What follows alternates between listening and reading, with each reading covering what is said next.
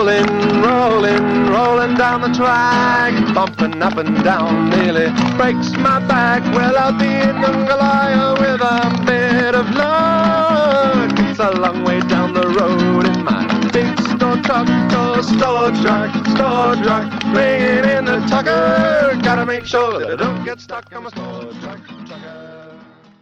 Yes, well, the story of Araluen as a performing arts centre started back there in the late 70s with the establishment of a group called Friends of Araluen, who saw this area of land out here that was all open, that had been pastoral, that had been part of an airstrip, and Alice's transport and supply logistics location, Con Ellen airstrip. There was nothing there, not like you see today.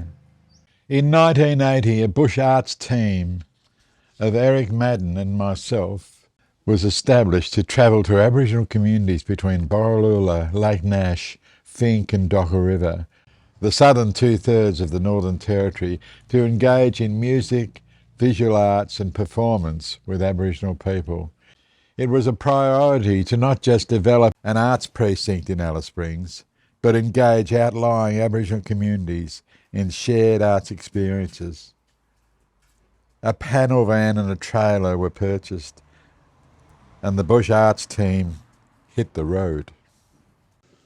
Bill and I did the most extraordinary thing, going out into remote Aboriginal communities over a period of a year and working in the schools, doing music, art and drama, putting on shows, a couple of different shows we did over that time, both designed to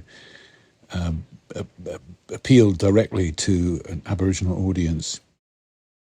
The first one was called The Store Truck.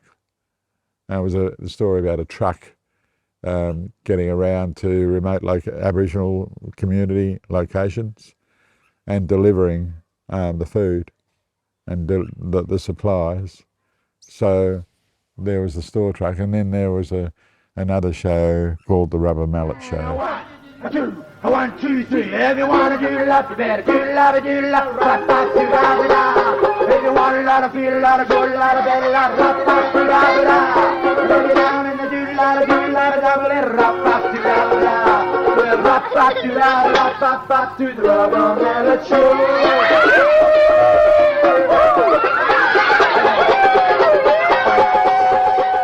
Because for many people out there, English would be a second language, that we tried to use forms that didn't rely too heavily on language. So, for example, music was very popular. We had a great little set of songs which became the backbone of our work, including some amazing songs that Bill had written in Pitjantjatjara. Music was written specifically for the works that we did. So, the idea of the store truck driver driving on the road and being accosted by a mumble, being like, an evil spirit jumping out in the middle of the road and stopping the truck. That song, Mumble on the Road Tonight. Mumble on the road tonight. Mumble, mumble on the road.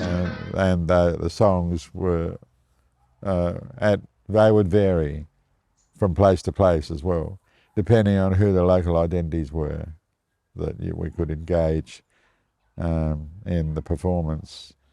It was very flexible and very open, so that we were able to write songs almost on the spot to include those who were participating.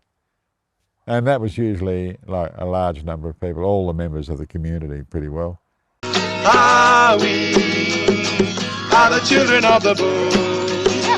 We walk through the seasons, just a change around us. And we like to gather bush tucker when we put it in our tummy. It makes us feel good. Oh, that's good. How about Jala? Jala! All right, here we go, Jala. I like the taste of Jala. Sing Jala. taste of jala. It's an ant with honey in his tummy. Sing the chorus, are we? And the kids particularly loved the songs. We went back to each community a second time in the second half of the year, and when we did, kids often knew all the words to the songs, and so they were very taken with them. And we had some wonderful recordings of the kids singing with great enthusiasm, along with the choruses and so on. Ankula Ankula is one that I particularly remember.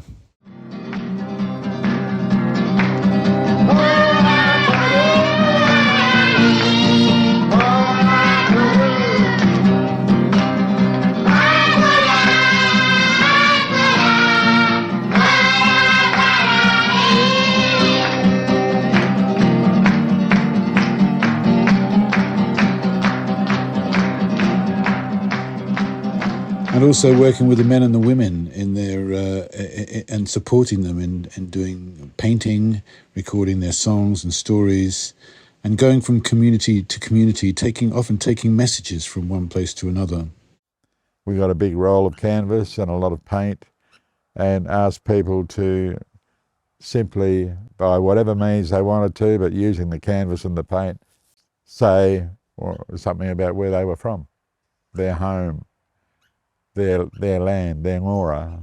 So that could be done traditionally with traditional motifs, or it could be done, in a more contemporary way.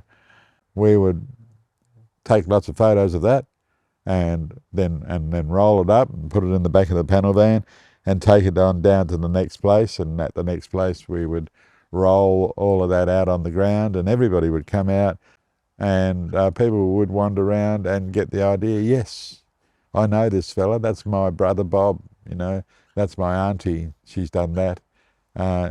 Because what we would also do is with a cassette recorder, record people's comments about the painting or the artwork, and we would record that and whatever they had to say about it. And usually there was a bit of a story attached to it, so the story would get told, and we would plug in the cassette deck into loudspeakers at the back of the panel van, and everybody could hear their relations talking about their family, about their painting, and any other historical fact.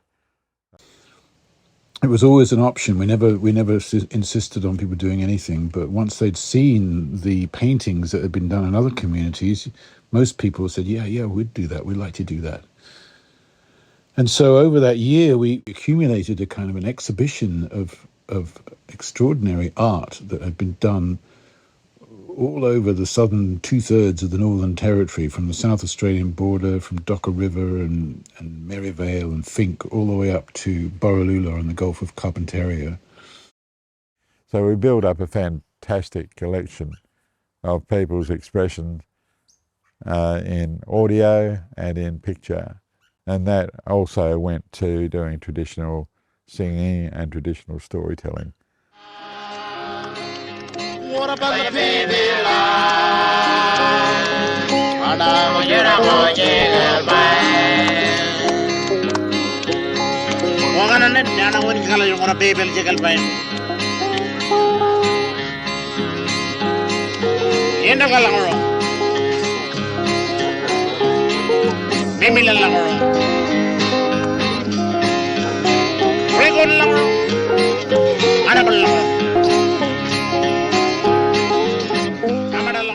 We also used mime and masks and strong visual elements, and in addition to that, we used humour. So using humour, music, and visual elements was what made our shows successful. Nobody had ever tried to do that sort of thing before, where you take the performing arts and practices out into really remote locations and spend days at a time in those locations to introduce new mediums, new formats, and new ways of doing things. So since then, there have been a lot of other programs that have arisen from this level of activity and finding different modes of expression and effectiveness from that time.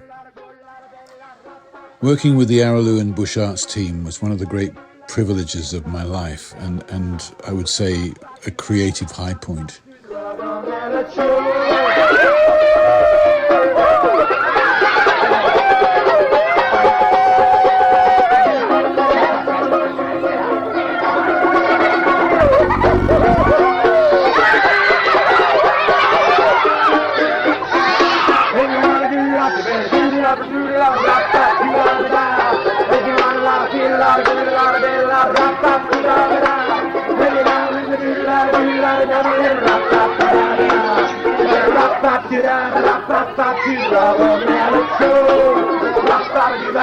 Rap